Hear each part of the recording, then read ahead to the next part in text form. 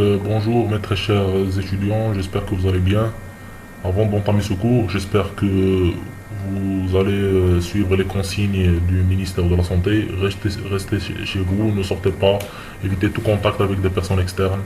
Essayez de faire le maximum possible de telle sorte à ne pas avoir des contacts avec des personnes, surtout ceux que vous ne connaissez pas. Et essayez de respecter les règles d'hygiène pour éviter la contamination du virus. Donc j'espère que ce sera juste un virus de passation. Donc que Dieu nous garde. Allah يدير شي تاويل ديال الخير. Donc maintenant nous allons entamer notre cours.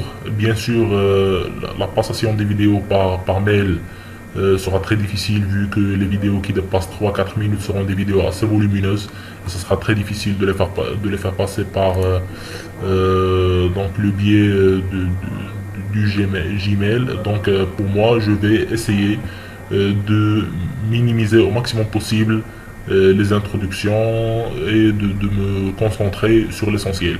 Donc s'il vous plaît, prenez ce cours très au sérieux parce que c'est très important. J'espère que tout le monde a déjà installé les logiciels AutoCAD 2008 et SIP 2015 ou 2016. Ces logiciels sont en abondance sur internet, donc il suffit de chercher et de les installer. Très bien. Donc l'installation, c'est votre responsabilité. Donc s'il vous plaît, essayez d'installer. Vous avez le large temps maintenant pour installer la totalité des logiciels. Essayez de le faire le plus tôt possible. Donc maintenant, nous allons commencer excusez-moi, par le plan que vous voyez ici. Donc il s'agit d'un plan d'une construction R+4. Alors pas R+2, c'est juste une erreur de frappe. Donc c'est une construction en R+4. Donc qui dispose d'un plancher haut rez-de-chaussée, d'un plancher haut du premier étage et d'un plancher haut du deuxième, troisième et quatrième étage et d'un plancher haut de la terrasse. Donc la première des choses à faire sur AutoCAD est de caler les plans. Donc je copie les plans suivants. Donc sur ces plans, je vais cliquer sur la commande copier. Donc je vais copier les plans et les disposer ici. Donc maintenant ce que je vais essayer de faire c'est de caler les plans. Première des choses, je vais essayer par exemple de colorer ce plan. Donc je vais sélectionner le plan. D'accord, en entier. Je vais essayer de choisir une nouvelle couleur, par exemple la couleur jaune. Je vais cliquer sur la commande copier. Je vais choisir le poteau ici, d'accord. Donc j'essaie de sélectionner le poteau à partir d'un point de coin. Donc après, je le colle sur le plan antécédent.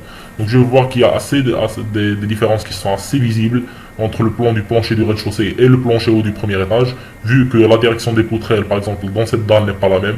La direction des poutrelles, elle est horizontale dans cette partition. Par contre, elle est verticale dans le plan du plancher haut du RDC.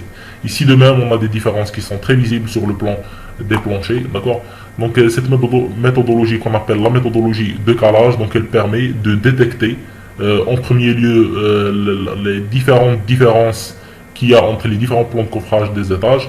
En premier lieu, pour détecter le positionnement des poteaux, est-ce qu'il reste le même ou est-ce qu'il y a des changements qui sont assez récurrents. Donc ça, c'est une étape qui est assez essentielle à effectuer.